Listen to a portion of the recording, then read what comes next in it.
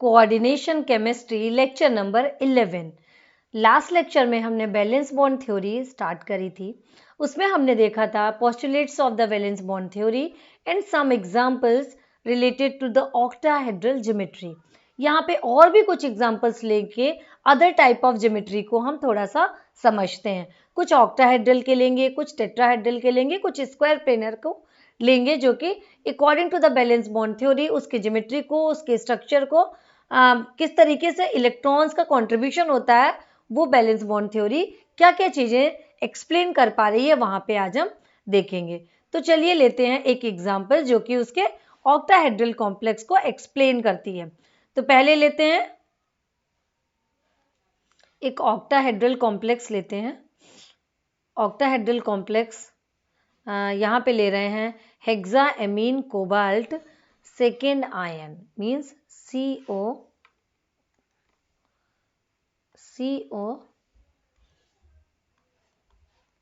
NH3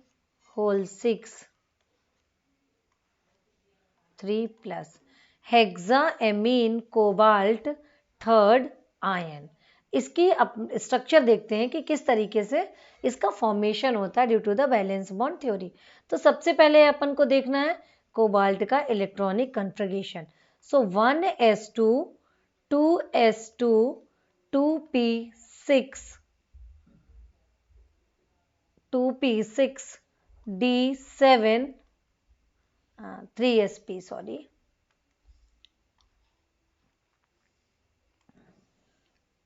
3s2 3p6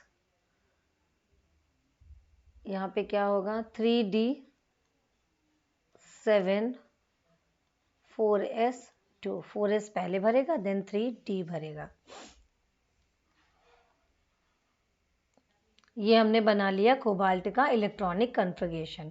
क्यों possible है? क्योंकि कोबाल्ट का एटॉमिक नंबर होता है 27। तो 27 1s2 2s2 2p6 3s2 3p6 3d7 4s2 possible है।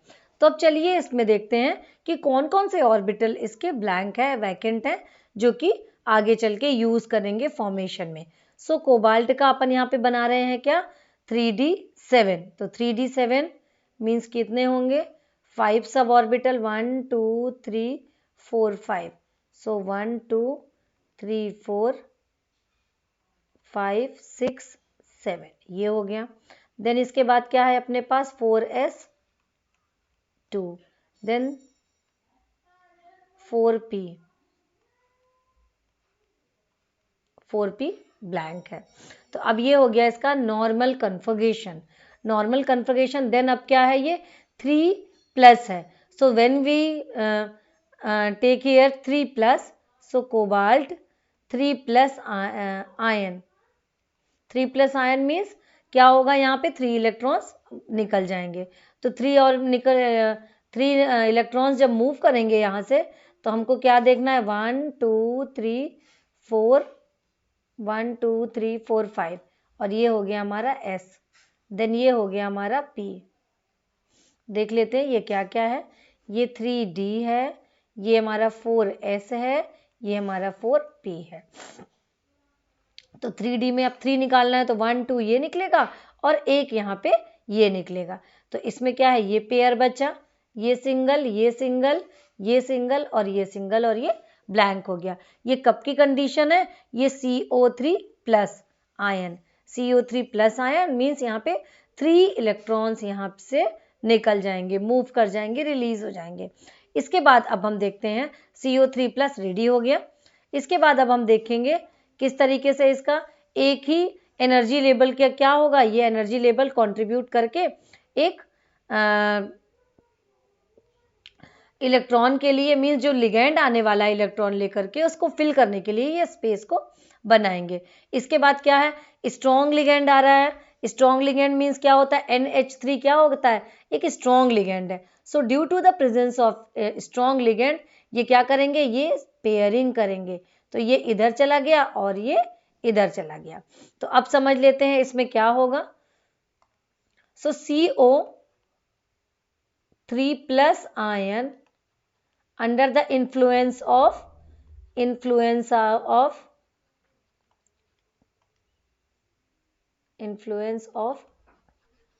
strong NH3। NH3 कैसा है? स्ट्रॉन्ग है। स्ट्रॉन्ग NH3 होने के कारण क्या होगा? इनकी पेयरिंग हो जाएगी। तो पेयरिंग होने के बाद 1 2 3 4 5, तो ये क्या हो गया? जब इनकी पेयरिंग होगी तो ये पेयर बना, ये पेयर बना और ये पेयर बना। ये दो ब्लैंक हो गए। किस तरीके से? ये अपन ने यहाँ पे समझा था। ये क्या होगा? ये इधर मूव करके इधर भर जाएगा और ये इधर मूव करके इधर भर जाएगा और ये दोनों क्या हो जाएंगे? ब्लैंक हो जाएंगे। वही कंडीशन यहाँ पे हो रही है।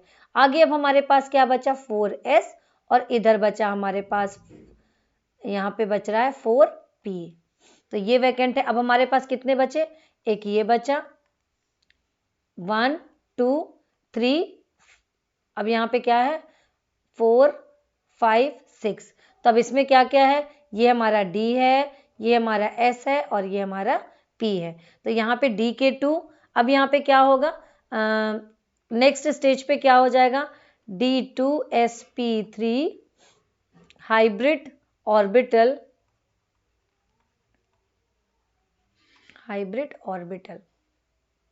ऑर्बिटल कैसे बनेगा? यहाँ पे ये तो 3 अपने इधर रहेंगे जो कि क्या है? ये क्या है अपने? ये हमारे पास पेयर्ड है। इसके बाद अब ये 5 क्या हो जाएंगे? एक साथ हाइब्रिडाइजेशन करके 1 2 3 4 5 6 ये बन गया हमारे पास। तो 4 5 6 इसमें क्या क्या है? इसमें D2 है, एक S है और P3 है। अब क्या होगा? अगले केस में जो हमारे NH3 पर NH3 एक लोन पेयर लेकर के यहाँ पे आएगा। Lone pair means 2 electron.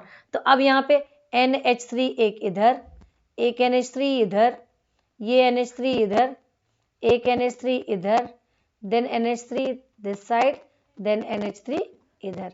Means 1 2 3 4 5 6 और ये कितने ब्लॉक है? 6। तो ये NH3 अपना लोन पेयर यहाँ पे दे देगा। देन अब क्या हो गया? कंपाउंड का फॉर्मेशन हो गया। कौन सा कंपाउंड? CONH3 होल 6 3+ का फॉर्मेशन हो गया। फॉर्मेशन होने पे देख लेते हैं, समझ लेते हैं क्या ज्योमेट्री बनेगी?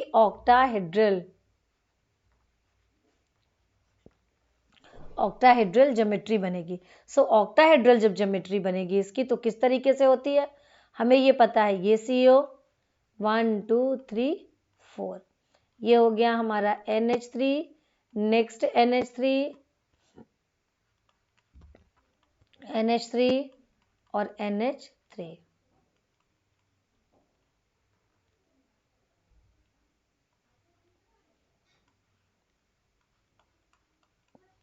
NH3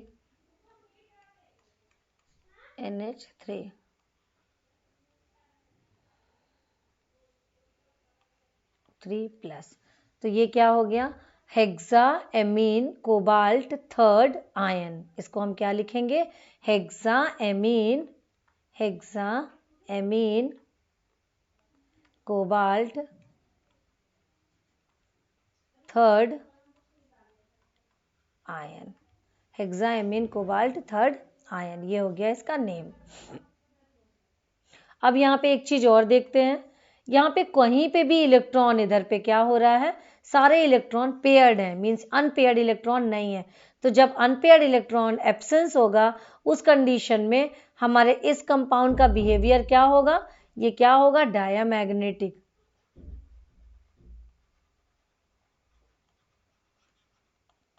डायामैग्नेटिक नेचर का ये होगा। जितने भी इलेक्ट्रॉन प्रेजेंट है यहाँ पे वो सारे पेयर्ड हैं, इसलिए इसका नेचर होगा डायामैग्नेटिक। तो वैलेंस बॉन्ड थ्योरी इस तरीके से D2sp3 के फॉर्मेशन को एक्सप्लेन करती है। इसके बाद अपन समझ लेते हैं, एक एग्जाम्पल और लेते हैं, एक एग्जाम्पल और चेक करते हैं। नेक्स्ट एग्जाम्पल है, कुछ प्लेन पेज ले लेते हैं।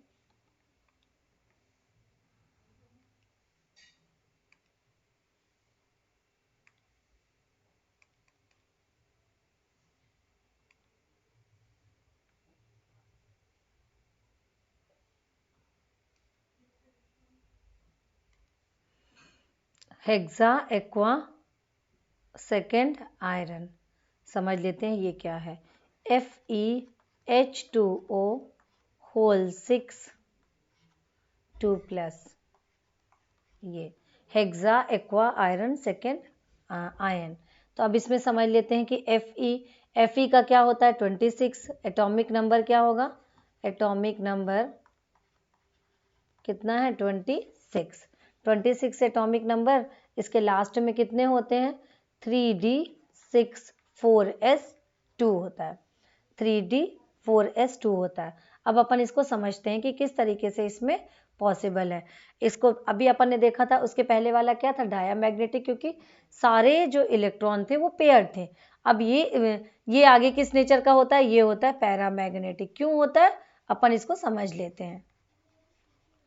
पैरामैग्नेटिक नेचर का ये होता है, इसकी क्यों होता है इसको अपन देख लेते हैं। तो इसके लास्ट सेल में 3D6 4s2 होगा, मीन्स इसका टोटल इलेक्ट्रॉनिक कन्फिगरेशन क्या है 1s2 2s2 2p6 3s2 3p6 3D6 4s2। तो लास्ट का मैं बना रही हूँ जहाँ पे अपन को इलेक्ट्रॉन को फिल करना है, तो 3D6 4s2 है। अब अपन समझते हैं इसको किस तरीके से हमको इलेक्ट्रॉन को फिल करना है। तो पहले अपन देख आयरन को पहले ले लेते हैं अपन Fe एटम। Fe अगर एटम है तो उसका इलेक्ट्रॉनिक कन्फिगरेशन कैसे फिल करेंगे, ये हो गया अपना 3D ऑर्बिटल 1 2 3 4 5।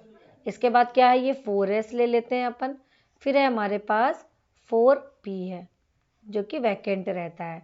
इसमें कितने हैं 3 अपन लेते हैं 1 2 3 4 5 6 3D6 4s2 ये ले लिया अपन ने। अब अपन देखते हैं Fe2+ आयन का फॉर्मेशन करेगा। तो क्या करेंगे, ये जो हमारा 4s है ये वैकेंट हो जाएगा, ये तो हमारा एज इट इज रहेगा 1 2 3 4 देन 5। तो यहाँ पे ये हमारा एज इट इज रहेगा 1 1 1 1। केवल और केवल हमारा 4s वैकेंट रहेगा और यहाँ पे 4p हमारा वैकेंट रहता है। 4p ऑलरेडी वैकेंट था, ये वैकेंट रहेगा। अब अपन को देखना है H2O, यहाँ पे क्या है due to the presence of the H2O ligand क्या है यहाँ पे H2O है लिगेंड।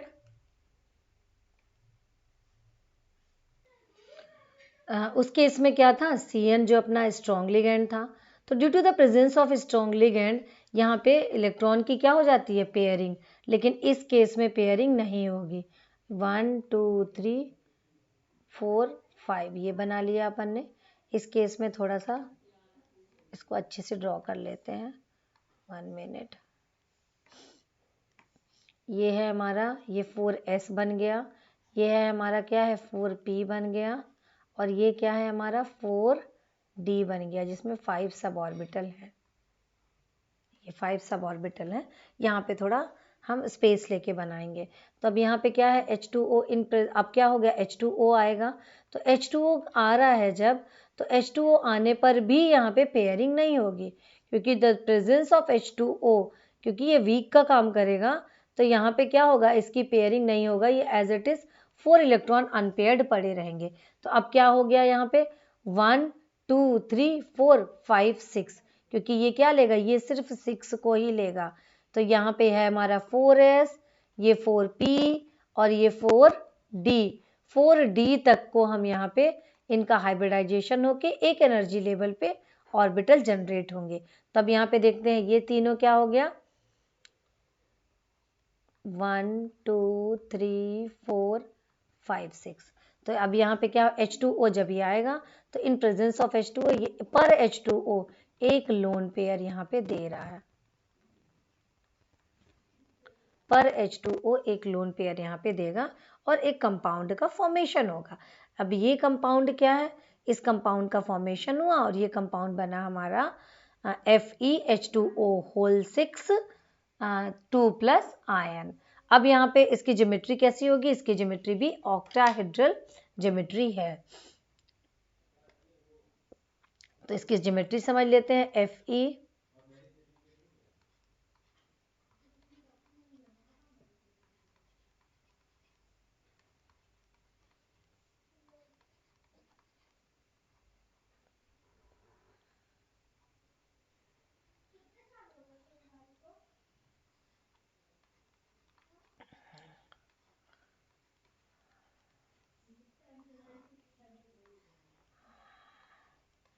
2 प्लस। सो ऑक्टाहेड्रल, ये हो गई इसकी ज्योमेट्री।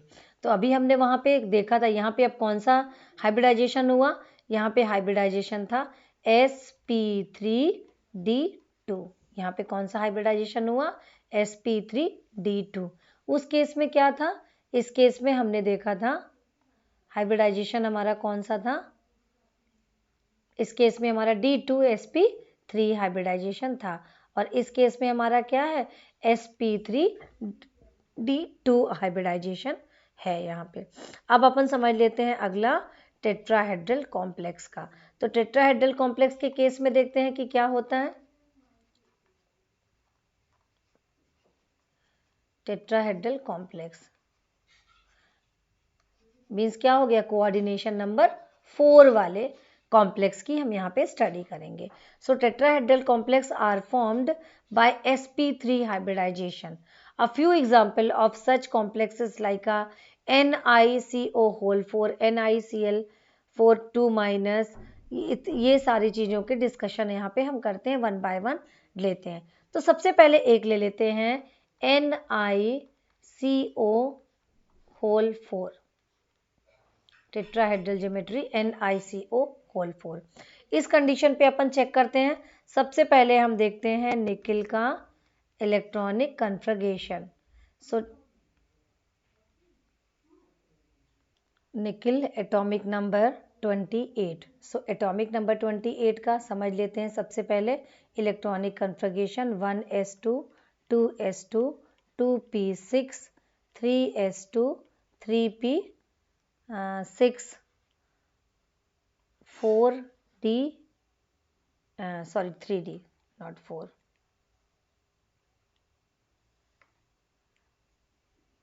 3d8 काउंट करते हैं, 3d8 देन बचा कितना 4s2 बचा अपने पास।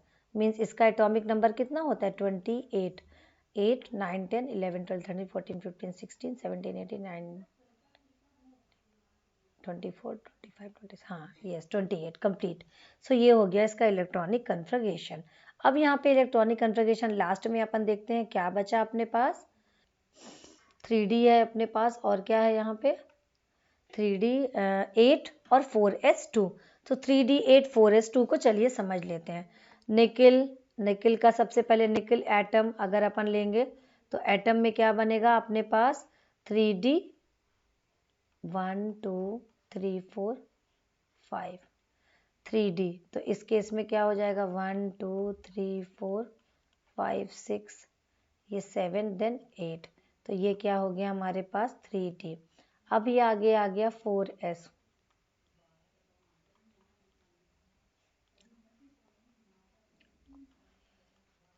4p ये हो गया अपना। तो अब अपने पास क्या है, ये 3d है, ये 4s है और ये 4p है। इस केस में अब क्या हो गया, निकिल एटम क्या करेगा, ये और ये हाइब्रिडाइजेशन इस केस में in presence of the CO, जैसे CO आएगा तो ये क्या करेगा, ये जंप करके इधर और इधर आ जाएंगे। इस केस में तब क्या होता है, ये 3d कंप्लीट होगा 1 2 3 4 और ये 5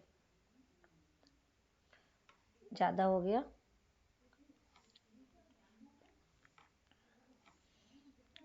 तो 1 2 3 4 5 6 7 8 9 10 ये कंप्लीट हो गया। अब अपने पास बचा क्या, ये अपने पास 4s वैकेंट है और 4p वैकेंट है, 4s और 4p वैकेंट है। तो ये 4s हो गया और ये क्या हो गया अपने पास 4p। इनका होगा हाइब्रिडाइजेशन आपस में। तो जब ये इनका हाइब्रिडाइजेशन होगा तो नेक्स्ट कंडीशन पे क्या हो गया, ये 4 हमारे पास इधर बनाते हूँ, ये हमारे पास क्या हो जाएगा, ये 4 हमारे पास बनेंगे हाइब्रिड ऑर्बिटल।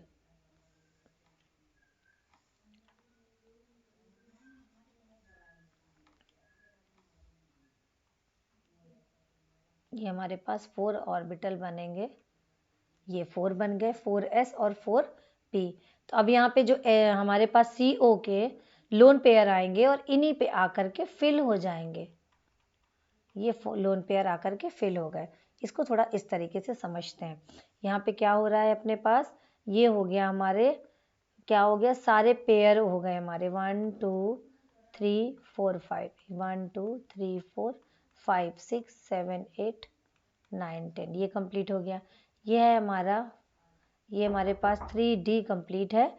ये बचा हमारे पास 4s और ये हुआ हमारा 4p, 4p, ये हमारा हुआ 4p। अब क्या हो गया, ये हाइब्रिडाइज होकर के क्या हो जाएंगे, ये 4 बना रहे हैं, 1 2 3 4।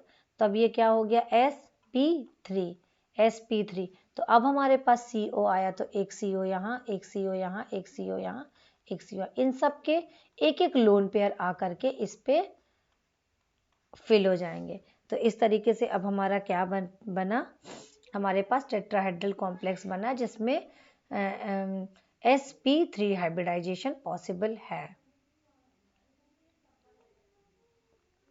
अब ये क्या हो गया, ये तो डायामैग्नेटिक नेचर का होगा, क्योंकि अब क्या है, इसमें किसी भी केस में ये क्या है, अपने पास 3D है, तो ये 3D बना लीजिए।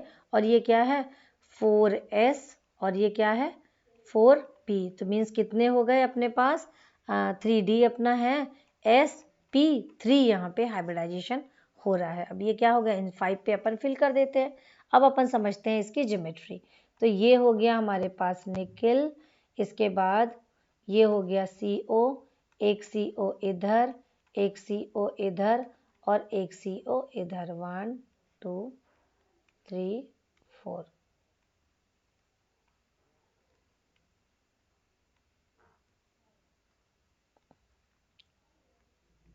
ये हो गया टेट्राहेड्रल एंड डायामैग्नेटिक। डायामैग्नेटिक क्यों, क्योंकि इसमें कोई भी अनपेयर्ड इलेक्ट्रॉन नहीं है, इसीलिए ये क्या है, टेट्राहेड्रल इसकी ज्योमेट्री है। इसके बाद समझ लेते हैं स्क्वायर प्लेनर को।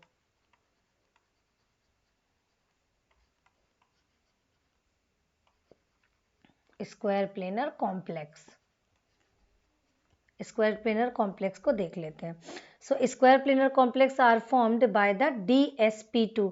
जब कौन सा होगा, DsP2 हाइब्रिडाइजेशन होता है, तब स्क्वायर प्लेनर कॉम्प्लेक्स पॉसिबल है। इसका एक एग्जांपल ले लेते हैं। सपोज अगर हमने लिया 1 मिनट, Ni लेते हैं अपन, NiCN होल 4 और 2 माइनस, ये अपन ले लेते हैं। इस केस में हमें क्या करना है, सबसे पहले निकिल। तो निकिल के अपन ने देखा था क्या होता है, 3D पे कितने इलेक्ट्रॉन होंगे, 8।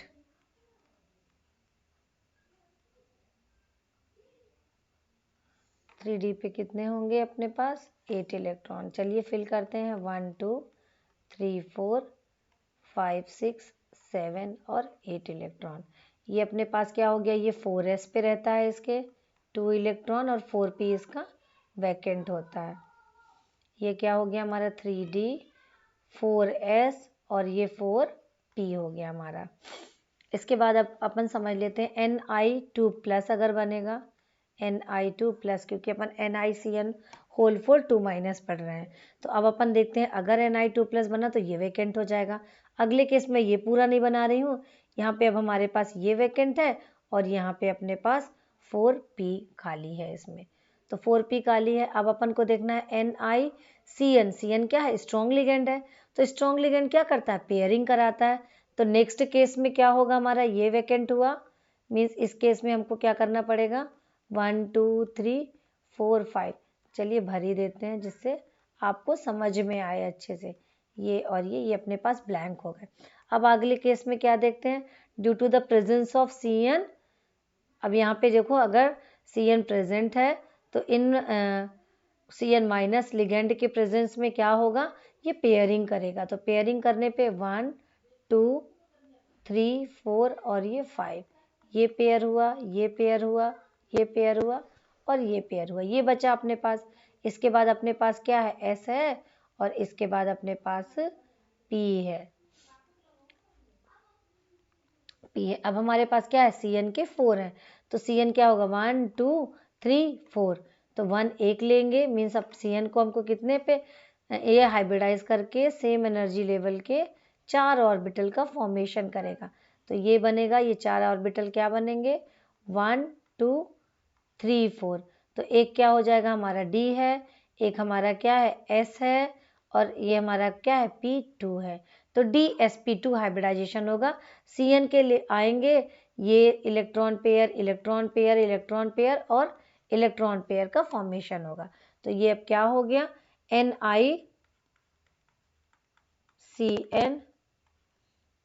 होल 4, और ये क्या हो गया 2 माइनस Ni हुआ 1 2 3 4।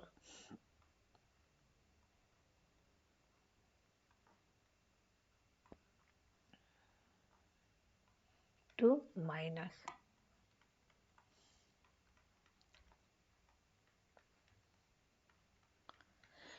ये कॉम्प्लेक्स बना NiCN whole 4, NiCN whole 4 2 minus. ये भी क्या है डायामैग्नेटिक नेचर का होगा, क्योंकि इसमें भी कोई भी लिगेंड जो है अनपेयर्ड नहीं है, all electron are the paired. So that's why क्या होगा, ये नेचर किसका होगा, डायामैग्नेटिक नेचर का होगा।